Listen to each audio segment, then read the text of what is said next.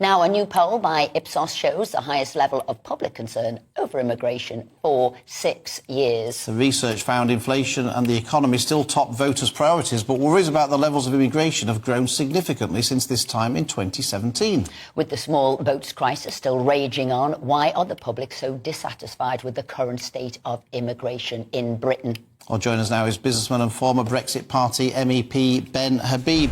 Ben, thanks for joining us. I don't suppose these figures will come as a great shock to you, and probably not as a great shock to many of our viewers either. Do you think the thing that's driving this, though, do you think it's concern about the levels of legal immigration, or do you think these figures are mainly driven by the small boats coming over the channel, the illegal immigration? Well, I'm really glad you asked that question, because people tend to focus on the illegal immigration. But, you know, we've had unbridled legal immigration.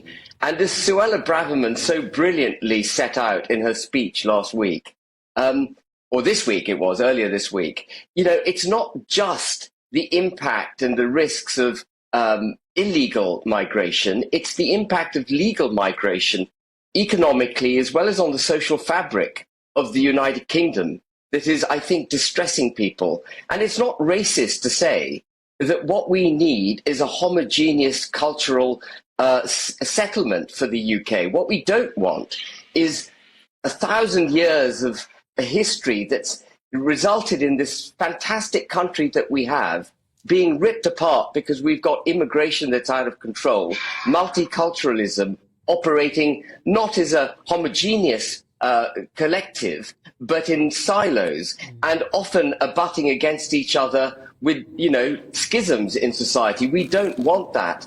What we need, as she rightly indicated in her speech, is immigration to be materially slowed down, both for the economic organism that is the UK, but also for the social fabric of our country, both of which are under great strain as a result of this immigration. The poll, though, is not just one-way traffic, as some people might think. You know, in this poll, people want more immigration of nurses, more doctors coming from abroad. They want more immigration of care workers, more fruit pickers coming from abroad, more lorry drivers and more construction workers. So, actually, the people who are not happy about immigration are not all in favour of clamping down on it. Some of them are not happy with the government's policy because they think it's too severe and the rhetoric is too hostile. That's feeding some of this concern about immigration, isn't it?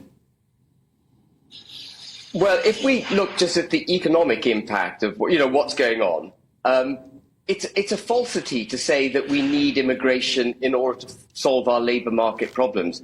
We've got 6.2 million people at the moment. It's a record number receiving universal credit to some extent or another. 2.5 million of those 6.2 are not even seeking employment. They've given up on the job market because it simply doesn't pay to work in the UK. Our taxes are so high. I know you discussed taxes earlier with Michael and Mike. And taxes absolutely have to come down. We won't get the United Kingdom working unless it pays to work. It's kind of self-evident.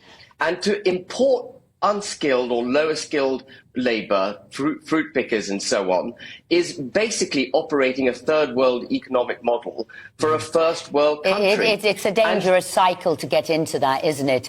Your own people not really working and bringing people in to do those jobs. But finally, if the government got the Rwanda policy working, do you think this then would alter those polls? Do you think that would allay people's fears?